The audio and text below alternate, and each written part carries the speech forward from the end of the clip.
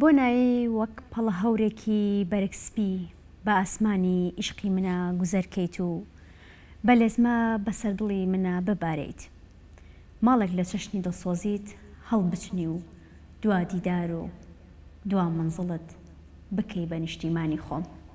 بینەرانی ئازیز و خۆشەویستی ئەمە لە هەرکوێکن بینەری پرۆگرامی ئەمڕۆ و شاشە ڕەنگینەکەی گەلی کوردستانن. جوانترین سڵاوتان لێبێ و ئێوارەتان باش. بە خۆشحاڵی و ئەم ئێوارەش بە یارمەتی هاوکارانم پرۆگرامێکی نوێمان بۆ ئامادە کردوون بۆ هیواین پرۆگرامێک بێت بەدڵی ئێوەی ئازیز و خۆشەویست بێت و میوانێکی ڕۆحسووکی نێو ماڵەکانتان بین. خۆشەویستانم میوانی ئەم ئێوارەشمان شاعیرێکە کە لە کەرکووکی خۆشەویستەوە هاتۆ بۆ لای ئێمە و ئەم ئێوارە لە ستۆدیۆ لە لای ئێمە و ستۆدیۆکەی جوانتر کردوین هەر لە کەرکووکەوە هەتاکو سلێمانی و هەتا ناو ستۆدیۆی گەلی کوردستان بە خێراتن یەکەین و سوپاسی ماندووبوون یەکەین. ئەویش شاعیر بورهان بەرزنجیە. کاک بورهان زۆر بەخێر بیت. گەلێ سوپاس. تەندروستی چۆنە کاک بورهان؟ سپاستانەکەم. گەلێ سوپاس. کەرکووک چۆنە؟ زۆر باشە ئینشاءڵڵا. هیواخوازین هەمیشە باش بێت. ڕێز و خۆشەویستیمان هەیە بۆ بینەرانمان لە کەرکووکی ئازیزەوە. کاک بورهان ماوەی چەندێکە دەستت کردووە بە نووسینی شعر؟ من لەوەتی خۆمە ناسم شعرم بەوە زانیوەکەوە ئیلهامێکی خوایە خوایدا. ئەنجا ئەو ئیلهامە شعریە لە کەسێکە و بۆ کەسێکی تر فەرقەکانی لەکوێ لە بەرهەمەکانە لەوەیەکەوە ئەو شاعرە زۆری خوێندوێتەوە بەرهەمەکەی بە شێوازێکی داهێنانی جوانتر پێشکەشەکە ئەوی تریان بە گوێرەی کەلتوری خۆی خوێنێتەوە بەرهەمەکەی شێوازێکی ترە. ئەگینا من لەوەتی خۆم ناسیوە هەستم بە شاعر بوونی خۆم کردووە.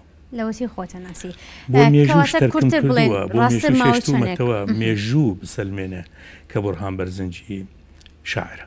بێگومان دیوانەکانت ڕاستی ئەو حەقیقەتەن کە ماوەیەکی زۆرە تۆ لە خزمەتی بینەری خۆتی یاخود ئارەزومەندانی شعر. ئەمەوێت بزانم بورهان بەرزنجی خاوەنی چەند بەرهەمە یاخود چەند دیوانە شعریە؟ 11 دیوان. ئێستش دیوانێکی تازم بەدەستەوەیە. خوا یار بێت ئەم ساڵ بەر چاوی بینەرانەکەوێت. هیوای سەرکەوتن بۆ خوازین هیواخوازین کە بە زووترین کات ئەو بەرهەمە جوانەی تۆش ببینین کە نوێترین بەرهەمتە لە ئێستادا لە چاپا و هیواخوازین کە دوا بەرهەم نەبێت و بەردەوام و بەردەوامتر بەرهەمی نوێت ببینین. بەرەوەی کە بچینە لای پرسیارەکانی دیکەمان پێمان خۆشە گوێمان لە شارێکێت بێ. چاوت نێرشە.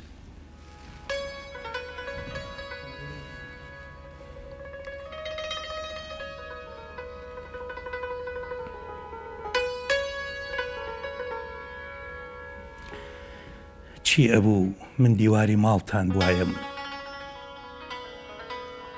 چی ئەبوو من دیواری ماڵتان بوایم؟ دڵی خۆمم ڕائەهێنا سەیری بکە کە چۆن دائەنیشی چۆنە خەوی چۆن خۆتە شۆی چۆن خۆتە گۆڕی چۆن دیتە ناو شیعرمەوە و چۆنە فڕی یەکێکە و شنە بایانم ئەژمارد کە ڕۆژانە دێن و دەست لە زێکەتە دەن و ئەڕۆنەوە ڕوبەڕووی ئەو ڕەشە باهار و هاجانە ئەوەستام کە پرچت لە خەو هەڵدەسێنن کە پرچت لە خەو هەڵدەسێنن چی ئەبوو من دیواری ماڵتان بوایم؟ هەر کات بە تەنیشتمان ڕەت بوویتایە ئەبووم بە خاک بەڵکو بەسەر جەستەی منە گوزەر بکەی. بەخێر بێتەوە کاک بورهان. زۆر جوان بۆ شعرەکانە وشەکانی وا دیارەکە وشەکان یاخۆ شعرەکەت بۆ معشوقەکە خۆت نەسیبێت. معشوقی کاک بورهان کێیە وای لێ بکات کە بە تامەزرۆی و ئەو وشانەی بۆ دەرببڕێت؟ هەمیشە پیاو بۆ ڕێگەزی بەرامبەر ئەنووسێ ڕێگەزی بەرامبەر بۆ پیاوە نووسێ.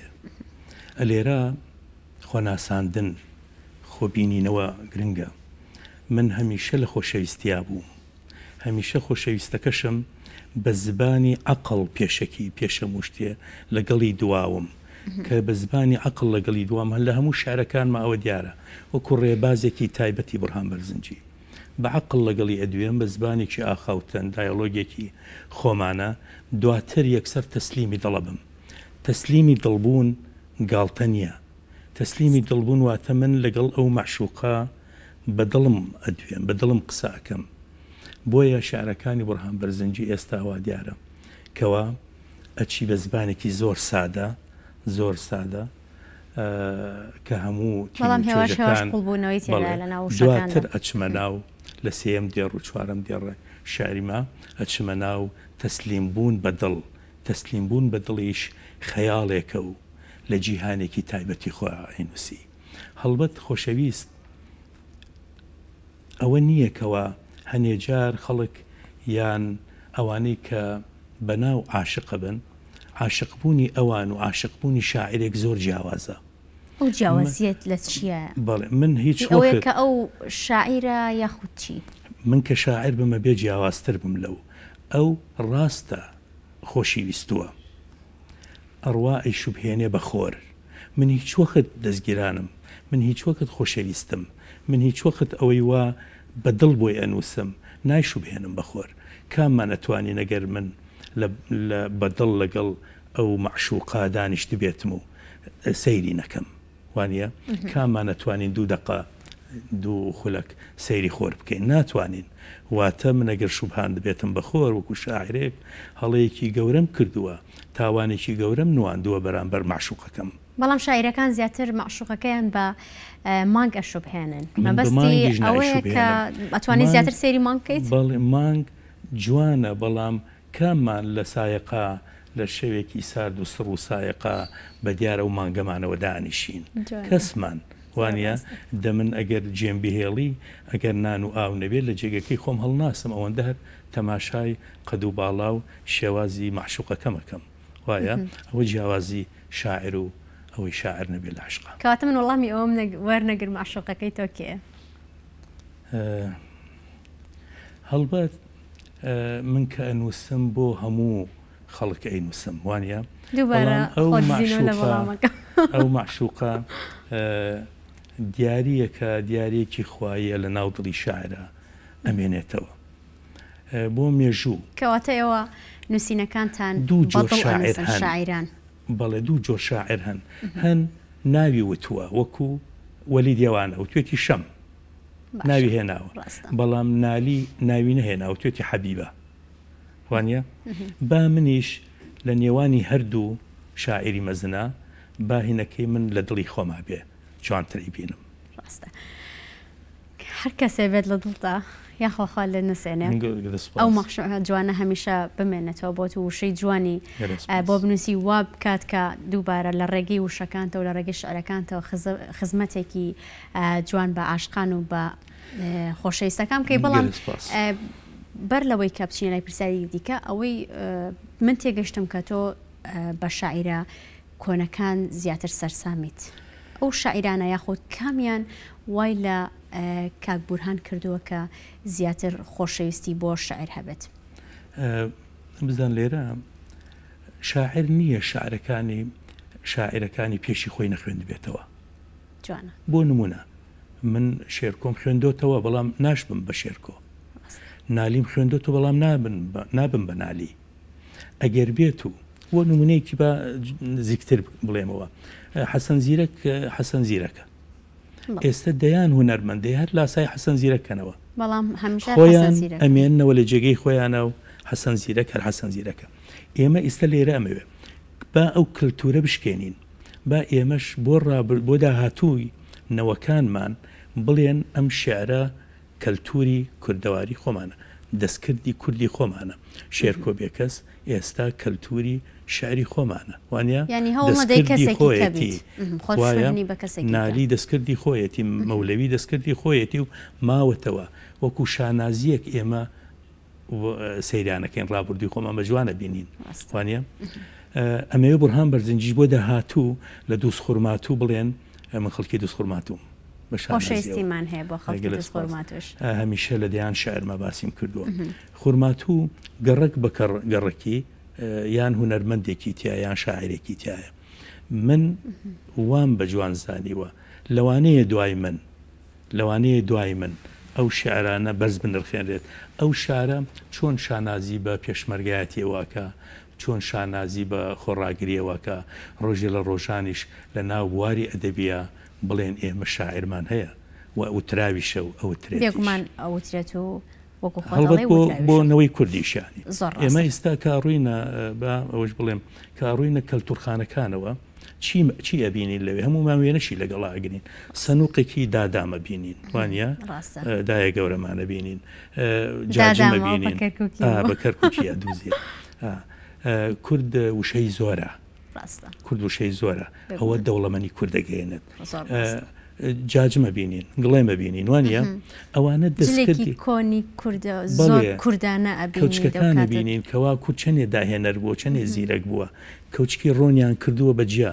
کەوچکی ماستاویان کردووە بەجیا شانەی داریان کردووە ئەمە کێ باوباپیرانمان وانە نەنەکانمان ئێستا ئێمە شانازیان پێوەکەین باشە پرسیار لێرەیە ئێمە چی بکەین چیمان کردووە بۆ نەوەکانی خۆمان دوای 50 ساڵ بڵێن 50 ساڵ پێش ئێستا کوردی شەمەی کردووە ئێستا ئێمە قەیرانی ئەوەمان هیچمان نییە با لە شعریشە شاعرانمان ئێستا زۆر لاساییکردنەوەی دەرەوەکەین من نازە من وەکو بڕهان بەرزنجی ئەوەم پێجوان نییە هیچ وەخت من لاسایی ناکەم نەکو نەتوانم بنووسم توانم بەڵام ئەمەوێ با ڕێبازێکی خۆمان هەبێ کوردی بێ وەکو جلی کوردی بێت هیوادارین کە ئەو ڕێبازی خۆمان ون نەکەین و نەوەکانمان زیاتر کاری لەسەر بکەن زۆر باشە کەواتە باگوێمان لە شارێکی دیکە بێت بەڵام دوای وچانێکی کورت و ئەگەڕێنەلاتان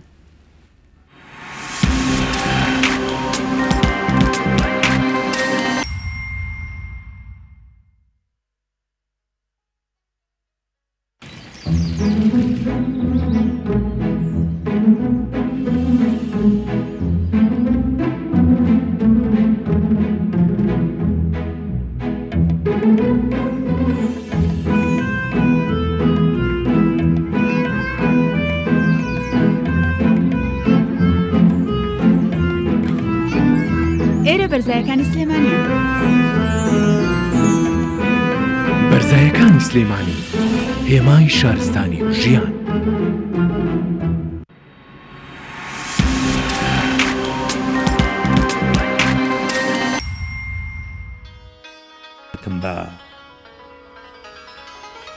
ئەگەر شعر دەرفەتم بە دێمە خزمەت سێبەرێکت و لەوێ کەمێ سرم ئەنێمە سەر باسکی ئەوینتەوە و باسی دێر بە دێڕی دەفتەری دڵمت بۆکەم گەر هەناسەم دەرفەتم بە جلی ڕەشتاڵی ڕۆژگارت ئەشۆرم و لە سەربانی دڵی خۆم داڵیەخەم گەر چاوانم دەرفەتم بن دێمە خزمەت دەفی دڵت و ناڵەی دەرونی ئەوینت ئەنووسمەوە گەر دەستەکان دەرفەتم بن دێم تاڵ بە تاڵ قژی جوانی تەهۆنمەوە ئاخر عمری مرۆڤ کورتە خۆ ناتوانێ ئاواتەکانی دڵداری بەدیبێنێ خۆ ناتوانێ بە خودا بڵێ ئەی خوایە گیان هێندە تەمنم درێژکە تێر لە ئاوی شازادەم بخۆمەوە و ئاهێک بە دڵ هەڵکێشم و لە ئاسمانی تەخت و بەختی ئەو هەڵفڕم زۆر جوان بوو بەخێر ئەمەیەکێکە لەو شعرانەی بەرهەمە نوێیەکەت کە لە ئێستادا پێما بەبەستەنها دانانی ناوەکەیەتی یاخود دیاریکردنی ناوەکەی ماوە لا بڵاوکردنەوەیان بەڵێ ئەوە سڕێ بوو نهێنیە بوو بەڵام بەڕێستان ئاشکراتان کرد بەڵێ بەس ناوەکەی ماوە ناوەکەی بەڕاستی لە گێژاوەیەکی گەورە دایناوم من چی بڵێم بەو معشوقی کەوا بۆم نووسیوە من لەوەی دەستی جەنابتا لەو دیوانە پێم وتووە لە تۆ وشک نابمەوە پێشتریش پێم وتووە لە زایڵەی عشق زایڵەی عشق قسەم بۆ کردووە ئێستا لە تۆ وشک نابمەوە باشە لە مەی داهاتوودا چی پێ بڵێم ئەوە گەورەترین گێژەنگە من تێکەوتوم هیواخوازین کە بە زووترین کات وەکو ئیلهامێک ناوێکی جوان وەکو ئەم ناوە جوانانی کە لەم کتێبەشدا پێش ئەم کتێبەی دیکە کە بڵاو کراوەتەوە ناوێکی جوانی بۆ دیار بکەی بەر لەوەی بچمە باسکردنی ئەم کتێبەش پێم خۆشە بزانم بورهان بەرزنجی چی کردو بە سمبولی خۆی بۆ شعرەکانی سمبول لە ناو کووردا زۆرن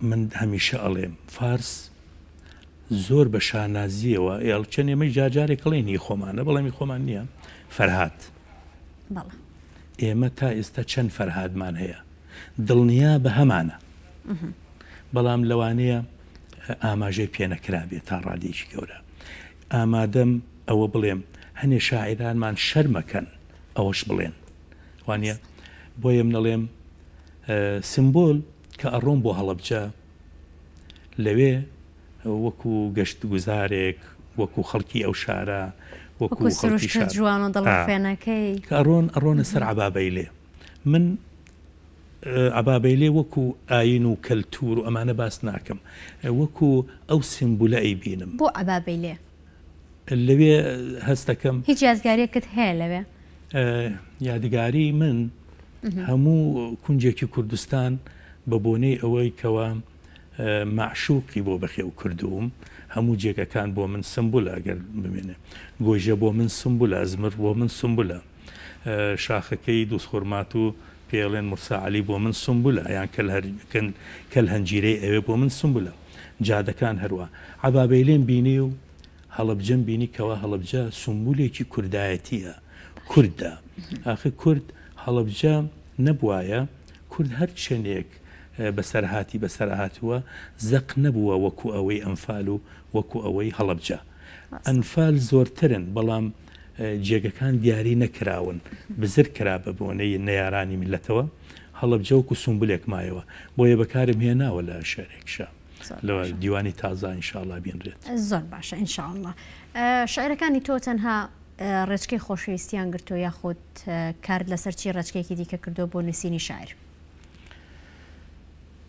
دیوانەکانی ڕابردوم لەسەر هەموو بابەتەکانی نووسیوە دوو دیوانیشم کراوە بە عەرەبی هەموو ئەگەر ئاینی بێ ئەگەر نیشتمان پەروەری بێ ئەگەر بۆ شەهیدان بێ بەڵام لە دوو دیوانی بڵێن دوا دیوانەکانە لە زایڵەی عشق و لە تۆ شک نابمەوە بڵێ ئەمە تایبەتمەندیەکی تەواوە زبانی شێعری با بڵێم بەدڵ نووسینەکانی بورهان بەرزنجیە کە هەستم کردووە بەدڵ نووسراون نەک بە هێن من تەسلیمی عەقڵ لەوێ تەسلیمی عەقڵ نەبووم تەسلیمی دڵ بووم بۆیە ئەڵێم و دووبارەشی ئەەکەمەوە من شاعرێکم هەستم کردووە ڕابردوو ئەخوێنمەوە هەموو شاعرەکان بەڵام هەستم کردووە من خۆمم زۆر باشە کەواتە بورهان بەرزنجی لە ئەم 11 دیوانەیە لە کامێک لە دیوانەکانیە خۆی دۆزیوەتەوە هەستەکان دوو دیوانی دوا دیوانەکانم دوا دیوانەکانی بۆچی بەپێی ئەزمونونەکە وای کردووە ئەزمون چونکو شاعر زۆر جا شتێکە خوێنێتە تەسلیم واقعەکە ئەبێت بۆ نمونە مەتەنە من لە دیوانی ماسوولکەکانی جەستەما شارم نووسیوە بۆ نوخبە لەوە یەکێکی سادەبی خوێنیتە لی تێنەگا فڕێدا نوخبە بۆ نوخبە ئەو کاتە ئەومانە زۆر بەلاوە پەسەند بوو بەڵام دواتر کە گۆڕا دیوان لە دوای دیوان هەستەکەی ئەبێت تۆ ڕێچکە هەبێ ئەگەر بێت و شێرکۆبێ کەس لە کەرەستەی نەهامەتەکانی میلەت سوودی وەرنەگرتایە ئەو هەنگاو گەورەی نەئانا شێرکۆبێ کەس بۆ شێرکۆبێ کەس ئیستا هەمومان کە ناوی دێ ئایا موچورکە بە دەگیانمانە دێ هەڵسین بە پێوە لەبەر حرمەتی ڕوحی ئەو چونکو شاعرێکە توانی لە ڕێچکەیەکەوە شعری کوردی بگەێنێ هەموو شتێکی گەیاندووە هەموو شتێکی وتووە بۆ ئێمە زۆریش ئاستەمە جێگەی خۆمان بکەینەوە چکە ئەو هەموو شتێکی وتووە بۆ ئێمە جێگەی پێ بکەینەوە بۆ خۆمان گەورەی زۆر باشە مامۆستاگیان لەبەرەوەی کە هێواش بەرە و کۆتایی پرۆگرامە ڕۆین کاتی پرۆگرامەکەمان کەمە پێمان خۆشە گوێمان لە بەرهەمێکی دیکەت بێ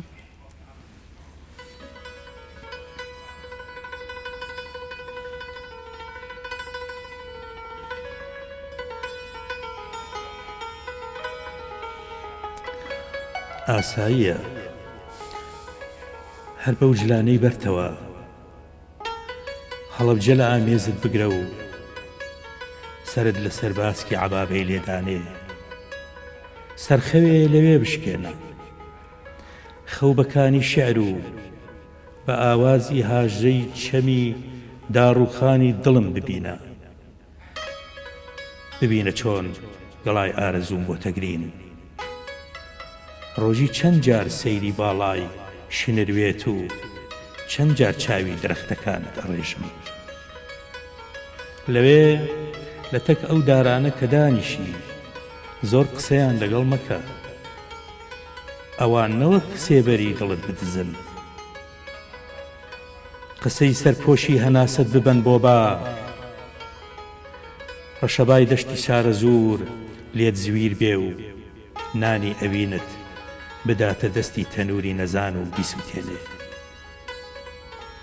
ئاساییە هەر بەو جلانی خۆتەوە بابت بینم خۆشەویستیم وەکو شێعر دڵی پاکە و هیچ فیتوفاتێ نازانێ بەغیل نییە و چۆن بتەوێ و ئافڕێ چاوتێریشە داوای ڕێی حکایەتداتێ هەرچی لە گیرفانیدایە لە ئەوین و سۆز و ڕۆژگاری تەمەن و خەندەی هەیە بە ئاسانی بە یەک چرکە لێ ئێسێنی ئەو دەفێکە و چاوەڕوانی دەستی تۆیە جوان بیژەنی ئەو شمشاڵی ئەوینێ کە چاوەڕوانی پەنجەی تۆیە جوان بیژەنی ئەو عەبابەی لێی سەردەمە چاوەڕوانی دڵی تۆیە جوان بەترپە بیلاوێنی بەخێربێتەوە مامۆستاگیان وشەکان زۆر جوان بوون کاتێککە گوێی لێگریت هەم لە ئەداکردنی خۆتە هەم لە قوڵی وشەکان ئەچیتە ناو قوڵایی بابەتەکان و ناو شعرەکەەوە دەستخۆشیت لە یەکەم لە کۆتە ئەمێت بزانم مامۆستا بورهان هەوڵی یاوە شعرەکانی وەرگێڕێت بۆ سەر هیچ زمانێکی دیکە